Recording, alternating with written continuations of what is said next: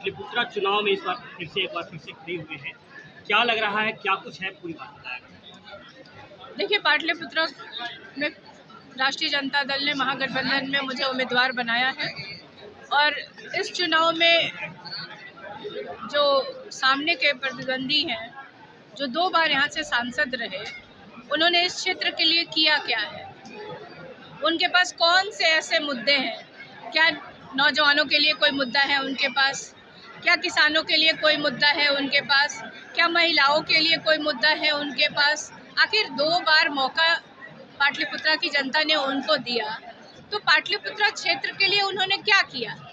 उनका प्रधानमंत्री, उनका मुख्यमंत्री, तो उन्होंने बिहार को कोई कारखाने लगवाए क्या, कोई ऐसी फैक्ट्री लगाई जहां बेरोजगारों को रोजगार मिले। तो हम मुद्दों के साथ जनता के बीच जा रहे हैं और वहीं आप देखें कि एनडीए गठबंधन जो है, भाजपा जो सरकार है, उनके पास कोई मुद्दा नहीं है। बार बार वो परिवारवाद का आरोप लगाते हैं। नरेंद्र मोदी जी से मैं एक प्रश्न पूछना चाहती हूँ, एनडीए गठबंधन से मैं एक प्रश्न पूछना चाहती हूँ। मोदी जी 4 तारीख को जमुई आए थे दामाद के लिए वोट मांगने, परिवारवाद पे मुंह नहीं खुला। अभी नवादा गए थे, कल ही नवादा या गए थे वो भाषण देने के लिए, अपने बेटे के लिए वोट मांगने गए थे। मोदी जी का परिवारवाद पे मुंह नहीं खुला। और बिहार की जनता, मोदी जी को हमेशा चुनाव के समय बिहार याद आता है। जब 2014 का चुनाव आप याद करें तो जगह जगह जहां वो गए, उन्होंने कहा कि जहां चाहे वो मोतिहारी हो चाहे बेतिया हो, वहां कहा कि वहां जो चीनी मिलें बंद है, इस चीनी मिल में अगले 2019 के चुनाव में मैं आऊंगा तो वो चीनी मिलें, उसी चीनी से मैं चाय बना के पीऊंगा। ढूंढ रही है वहां की जनता प्रधानमंत्री को चाय पिलाने के लिए। आपने कहा कि अगर सरकार हमारी रही तो बीजेपी के कई मंत्री जेल जाएंगे, प्रधानमंत्री जाएंगे। बिल्कुल, आप देखिए जिस तरह से विपक्ष को भ्रष्टाचारी बना करके उनके सारे नेताओं को ईडी, सीबीआई, इनकम टैक्स की रेड डलवा करके और फिर उन्हीं लोग को अपने दल में शामिल करा लेते हैं। और वहीं आप देखिए इतना बड़ा मुद्दा है इलेक्टोरल बॉन्ड का, हाँ, आप पूंजीपतियों के आप रेड डलवाते हैं, आप ईडी, सीबीआई, इनकम टैक्स का रेड डलवाते हैं और फिर कहते हैं कि तुम चंदा दो। बहुत सारी ऐसी कंपनियां हैं जिसकी उसकी आप देखिए कि सिर्फ 50 करोड़ की वो कंपनी है और 250-250 करोड़ वो चंदा दे रही है भारतीय जनता पार्टी को।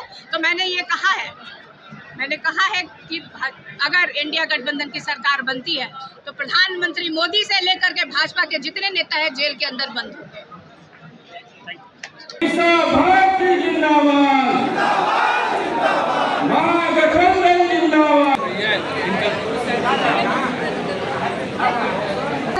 का चुनाव कोई आम चुनाव नहीं है, ये मीसा भारती का भी चुनाव नहीं है, ये देश बचाने का चुनाव है, ये संविधान बचाने का चुनाव है। आप देखिए एक तरफ एनडीए गठबंधन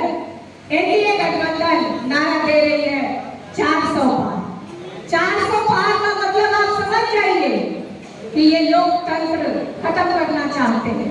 जो आपका और मेरा वोट देने का अधिकार है वो छीनना चाहते हैं और जब ये हमारा अधिकार ही नहीं बचेगा, इस देश में कोई चुनाव भी नहीं होगा।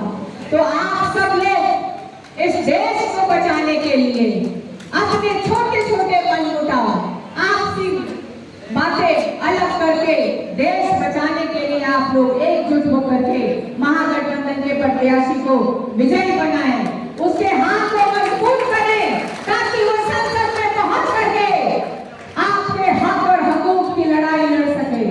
आप यहाँ पे देख रहे हैं 2 बार से यहाँ के प्रत्याशी की हार हुई है। आपने यहाँ का लोकसभा में 40 सीटें हैं, उसमें से 39 सीटें जीत करके जाते हैं ये लोग और जीत के यहाँ के जो सांसद जाते हैं उनको भी पाटलिपुत्रा की जनता ने 2 बार मौका दिया। क्या कभी सांसद ने अपने क्षेत्र के लिए उन्होंने आवाज उठाया है? क्या मुंह नहीं खुलता है उनका सांसद में, वहां पार्लियामेंट के अंदर मुंह नहीं खुलता है। आप मुझे एक बात बताइए, पाटलिपुत्रा क्षेत्र के लिए उन्होंने क्या किया है? क्या बेरोजगारों को नौकरी दिलाई है? क्या कोई कारखाना लगा है क्या पाटलिपुत्रा क्षेत्र में? वो मंत्री भी रहे थे, ग्रामीण विकास मंत्री भी रहे थे। और क्या कोई कॉलेज में खुलवाया है क्या उन लोगों ने? क्या कोई हॉस्पिटल दिया है?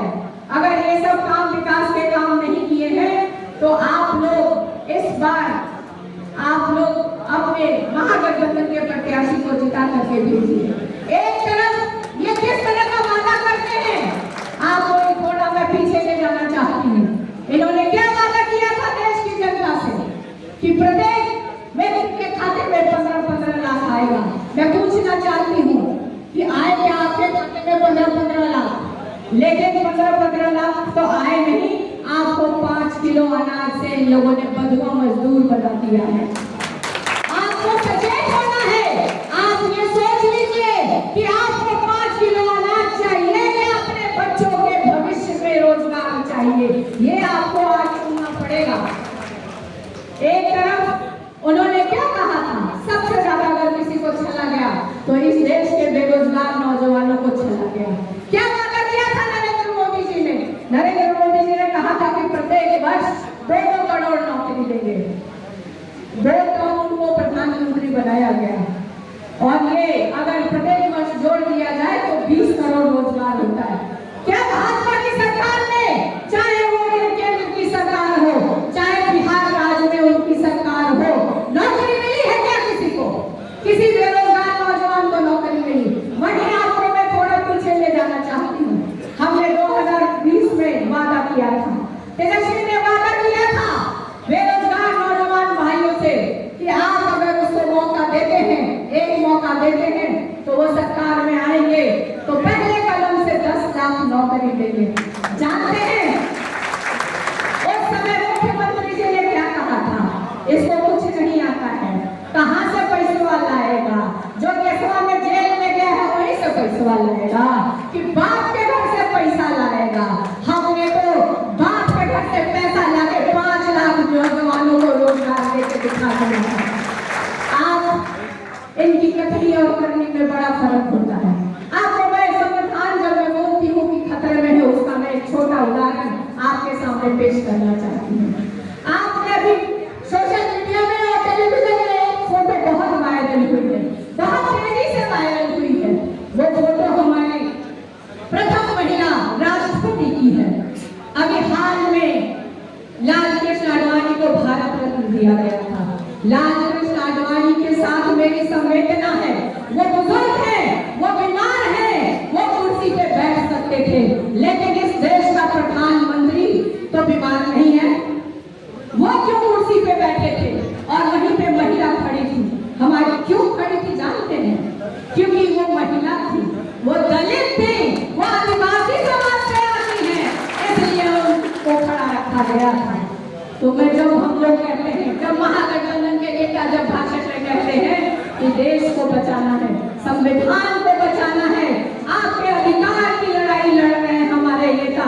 और एक बात और मैं बता दूं, जब भी प्रधानमंत्री जी बिहार आते हैं, वैसे तो बिहार कभी नहीं याद आता है उनको, चुनाव के समय बिहार आता है, 5 वर्षों में एक बार आगमन होता है हमारे प्रधानमंत्री जी का।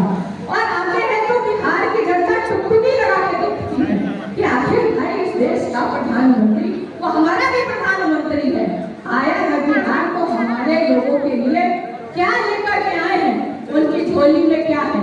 नौजवान भी खड़ा होकर के देखता है, किसान भी बिहार का देखता है, महिलाएं भी देखती हैं, आते हैं, लेकिन किस बात की ये चर्चा करते हैं? सिर्फ परिवारवाद की चर्चा करते हैं। मैं परिवारवाद पे थोड़ा सा मैं आपको बोलना चाहती हूँ। मोदी जी 4 तारीख को जमुई गए थे, अपने दामाद के लिए वोट लेने गए थे, परिवारवाद पे उनका मुंह नहीं खुला। अभी नवादा गए थे, अपने बेटे के लिए वोट मांगने गए थे, परिवारवाद पे उनका मुंह नहीं खुला। अब वो अभी भी परिवारवाद के बारे में नहीं बोलेंगे, कम से कम बिहार में तो नहीं। आप देखिए वहीं पे इन्होंने क्या वादा किया था? बिहार लैंड कि कृषि पे आधारित है। हमारे किसान भाइयों के साथ क्या हो रहा है? कहा गया था कि आपकी आय दुगनी कर देंगे, MSP लागू करेंगे, और जब हमारे किसान भाई जब जाते हैं तो उनसे पाकिस्तानियों जैसा व्यवहार किया जाता है, उन पे गोली चलाया जाता है, पानी की बौछार की जाती है, उनके लिए सड़कों पे कांटेदार लगा दिया जाता है ताकि उनके ट्रैक्टर को नुकसान हो। वहीं पे इंडिया गठबंधन ने अपने मैनिफेस्टो आय दुगनी करेंगे और MSP लागू करेंगे। महिलाओं के लिए, जो गरीब महिलाएं हैं उनके लिए 1 लाख की सहायता राशि दी जाएगी। आप देख लीजिए शिक्षा का क्या स्तर था बिहार में। अमित शाह जी होम मिनिस्टर हैं, मन से आते हैं, भाषण देते हैं, क्या बोलते हैं वो कि 12वीं के पास शिक्षा का स्तर है होम मिनिस्टर का कि जो बच्चे 12th कर चुके हैं उसको दोबारा पढ़ाना पड़ेगा। अरे भाई अमित शाह जी, भाजपा के नेता, कितने वर्षों आप पढ़ाते रहिएगा? 12वीं, इंटर, 12th एक ही होता है, कोई अलग अलग नहीं है।